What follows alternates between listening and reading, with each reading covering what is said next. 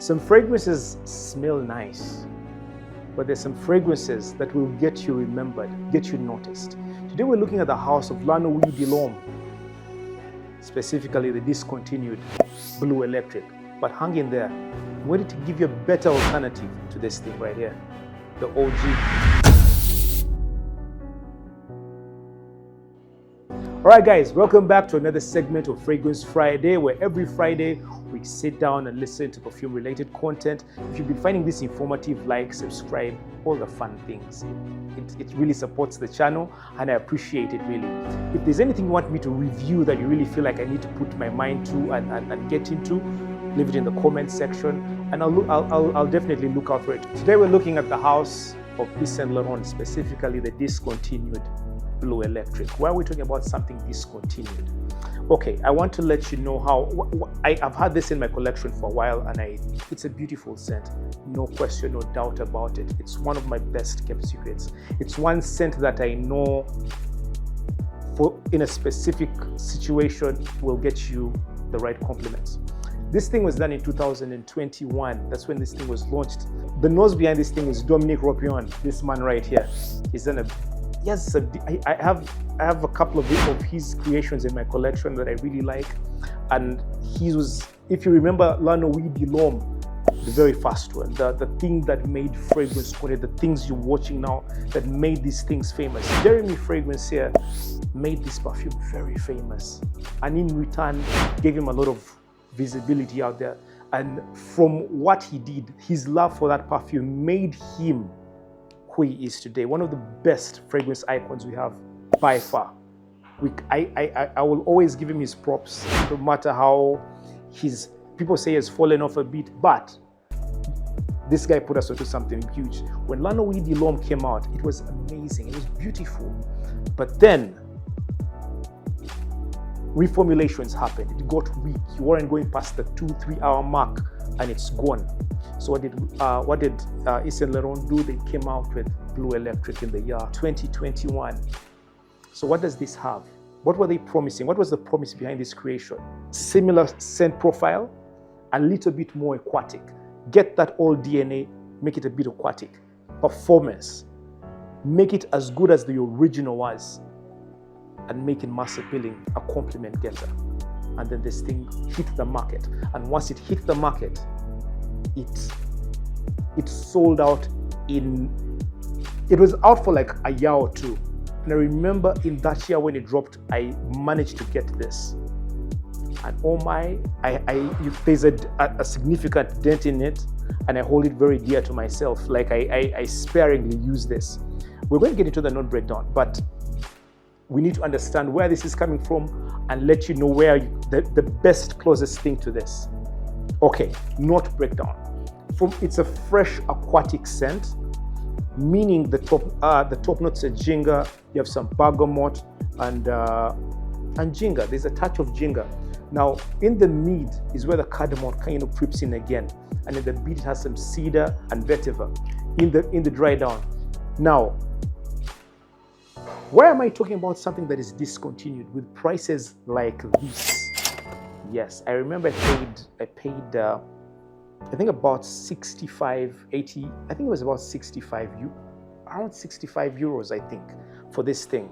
65 euros, I know it's still money, but now because it's now discontinued, it's going at a price, people are selling these at $1,000 now because it's discontinued, and people want this kind of formulation. They want something that has this kind of profile. Okay, presentation on this thing, it's an eau de toilette, intense concentration. It's not a beast mode. Take this from me. I sprayed this on a couple of minutes ago before we started this shoot, and it's already in its dry down. It's very fresh, airy, very inoffensive in any way. The cardamom doing its thing with a touch of ginger, amazing. It's nice. You can't go wrong with this thing. The downside on this thing is if you're looking for beast mode, this is not for you. This is a very subtle scent. It's meant for intimate situations. If you're, like I always say, like you're on a date, this actually, Nuit de L'Homme, the original, this one here, and this here are the kings of date night perfumery. This thing here, One of the best you can go out with on a date. It's very inoffensive. I don't find somebody who would smell this and find it offensive in any way. It's that good, it's that nice. Now,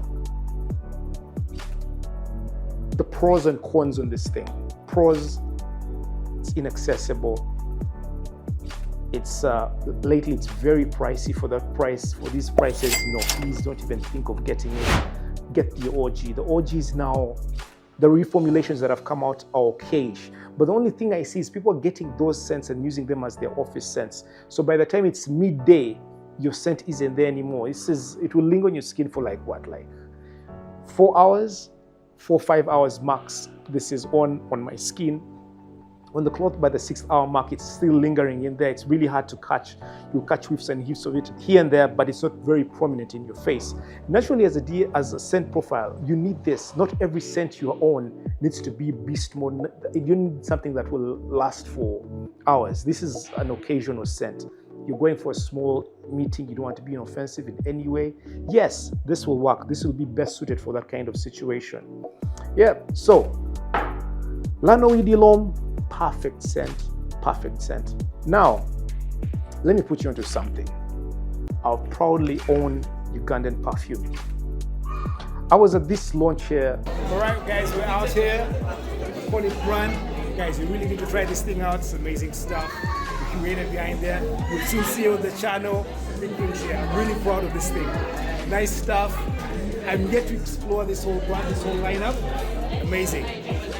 And I met the lovely lady here. I'll be sitting down with her. I'll host on this show to talk about her creations. And I went through a range of her perfumes. It's called Ironic, where they craft scents with. If you appreciate elegant scents that are very minimal in profile, like they're not too in your face. We're looking at aquatics, freshies. She gave me a bunch of samples here.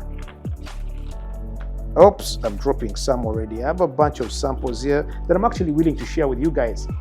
From the house, nice stuff. Like, I have this flyer.